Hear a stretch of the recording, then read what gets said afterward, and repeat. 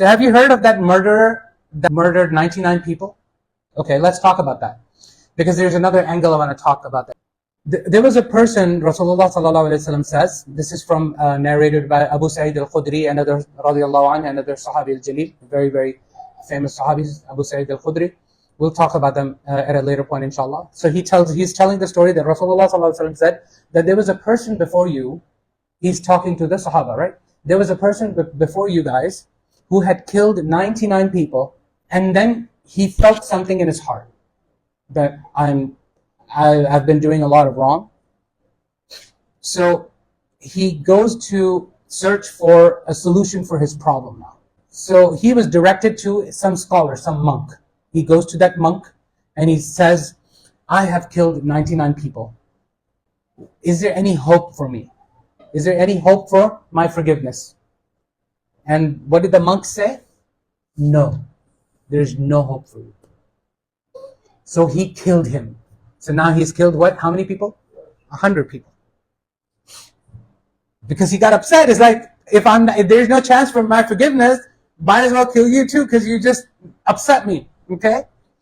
Then he keeps looking and he finds another person. Okay, and that person was so the words are important here. So the first person he goes to was a rahib. He was a monk. Okay, which means he was a worshipper. Okay, he was a worshipper, not necessarily knowledgeable, but he was a very pious person. Praying a lot and doing a lot of dhikr and those kinds of things, but without any knowledge. Does that make sense? Do we find people like that all the time? All the time. Okay, they don't know a lot, but they do a lot. Make sense? Okay. Is there anything wrong with that? No. It's good. It's good. But should he be answering his question? Probably not. He should be humble. It's like, okay, just because I have a long beard and I wear shalar kameez and I wear topi all day long and I'm fasting and I'm praying a lot of salah and doing a lot of dhikr day and night, doesn't mean I'm now able to answer your questions about things. Does that make sense? You should be humble enough to know that you cannot. The scholars say the shield of a person, of a knowledgeable person or a smart person, is saying, I don't know. Because when you actually don't know, but you end up responding anyway, you're going to be attacked. So your shield is what? I don't know. Another side tangent. Imam Malik, big, huge Imam of Islam, rahimahullah, may Allah subhanahu wa ta'ala, he's called Imam Malik for a reason. Okay? Imam, the leader of the Muslims. Someone came to him with a bunch of questions. He's a faqih, one of the best faqih of his time. So people are coming to him with questions. I think the story goes, somebody came to him with like 40 questions. He answered just a few of them, and for most of them, he's like, I don't know. Imam Malik. Imam Malik said, I don't know. And then the person said, what am I going to tell people? I came from such a faraway place. It's such a difficult journey, and all of these questions that we have. And what do I tell them? You're saying you don't know. He's like, go tell. Malik said, he doesn't know. Go tell them that. Subhanallah, can you believe? Okay. So this rahib said what? Did he say, I don't know? No. He said, no, there's no hope for you. See ya. And then he gets killed. So then he goes to a scholar, a alim, it says. Rajulin alimin. He goes to an alim, a scholar. Scholars are so busy studying, most of the time they don't have a lot of time for ibadah. You understand? Because that is also their ibadah. He goes to a scholar and then he asks, I have killed 100 people now, because he's still counting. I've killed 100 people. فَهَلْ لَهُ مِنْ تَوْبَةٍ? Do I have any hope for tawbah? فَقَالَ نَعَمْ. He says, yes, you do. You do. So then he asks him, what is stopping you from making tawbah? You should go to such and such land. There are people that are very devoted. There are a lot of worshippers there. They're very devoted to prayer and worship. And you can also get an opportunity to worship with them. And do not come to this land where you live, because this is evil for you. Did you see his advice? What is he trying to do? Separate him for the bad influence. He's like, don't live here anymore. Go to this land. There are good people there. So he not only he gave him hope, he gave him a solution to his problem. It's like, so that you can go and look up to those people and you will not be influenced by the negative influences. He's a scholar, right? So he gave them a great advice. So he went away. He was like almost midway between this city and that city that the scholar told him to go to. And the angel of death comes. Now, two types of angels descend. Okay, so when somebody dies, angels descend. Allah subhanahu wa ta'ala says in the Quran, إِنَّ الَّذِينَ قَالُوا رَبُّنَا اللَّهُ ثُمَّ اسْتَقَامُوا تَتَنَزَّلُ عَلَيْهِمُ الْمَلَائِكَةُ. Those who stick to saying, my Lord is Allah, meaning they believe in Tawheed, they're Muslims, angels descend upon them at the time of death, meaning, okay, at the time of death.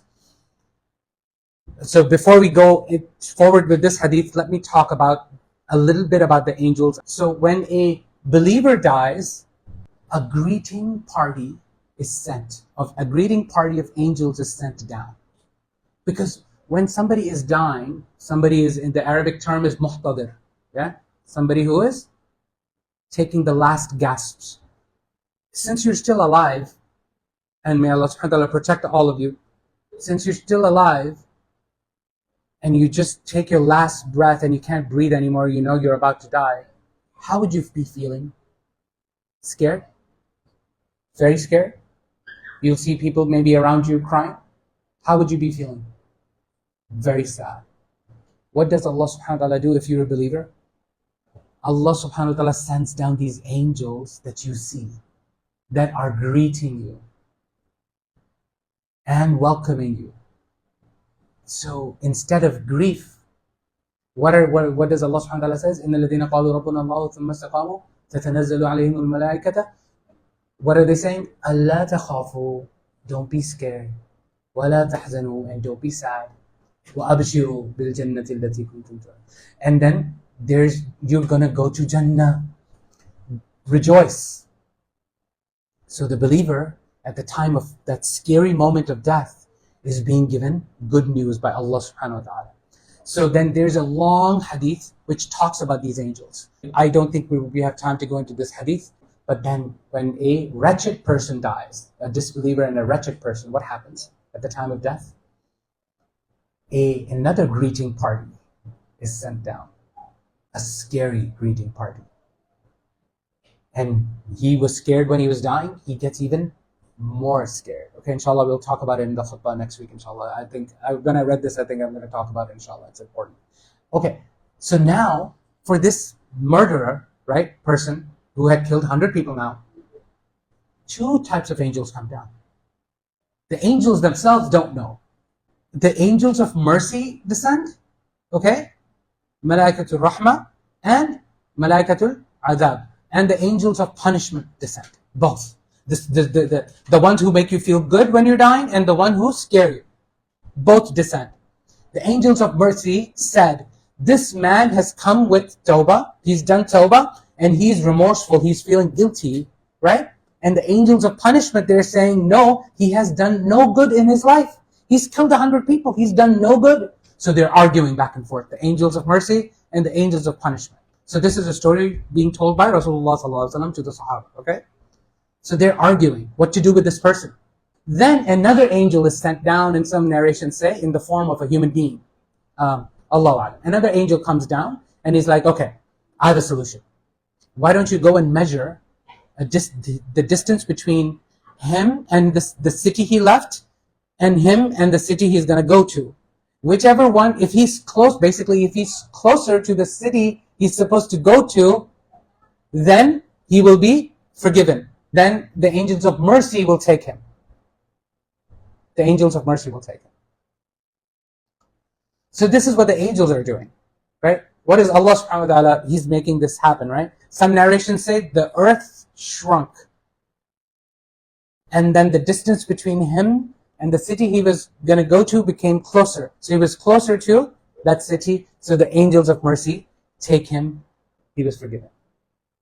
I want to leave you before we go to Maghrib with an ayah, a beautiful ayah. What did that person who was very pious but not very educated, what did he say to him? You have no hope. No hope. What does Allah subhanahu wa ta'ala tell us in the Quran? This is called the most hopeful ayah in the Quran.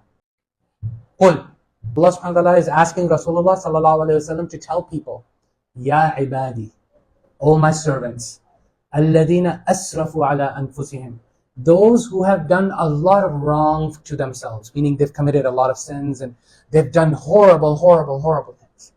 Okay? Alladhina asrafu ala anfusihim, la taqnatu min rahmatillah. Don't ever despair from the mercy of Allah. Don't ever find hopelessness in the mercy of Allah. Don't ever say, Allah will not forgive me. Inna Allah yaghfiru dhunuba jami'a. Allah forgives all sins. Doesn't matter, big, small, major sins, shirk even, if you do tawbah. Innahu huwa al-ghafur rahim. He is always forgiving, always merciful. Shaitan will come to you. Lots of people find themselves in this position. Oh, you missed Asr? Oh, you missed Fajr too. And you didn't even think about Dhuhr. What's the point of praying Maghrib? How? Don't you feel embarrassed going in front of Allah and just praying Maghrib when you haven't even prayed any of the other prayers? You know, Shaitan will put those kind of thoughts in your head, preventing you from doing something good. Putting in despair, oh, how can Allah forgive you? You've done so many sins and you're so sinful. You find people is like, oh, I never ask Allah for anything because I feel like I'm being so selfish. That because I'm so sinful, it's like, how can I ask Allah? How can I make a dua? Allah will not accept my dua. You see, have you heard, you're familiar with those kinds of situations? This ayah is correcting all those misunderstandings. You can always go to Allah subhanahu wa ta'ala, ask tawbah. As long as you feel guilty in your heart and you agree to not repeat that same mistake, Allah will forgive you. You can make that mistake the very next second, no problem. Allah will forgive. Allah has already forgiven you. You have to have that belief and that yaqeen in your heart that Allah is always forgiving. He said, do not ever despair from the mercy of Allah.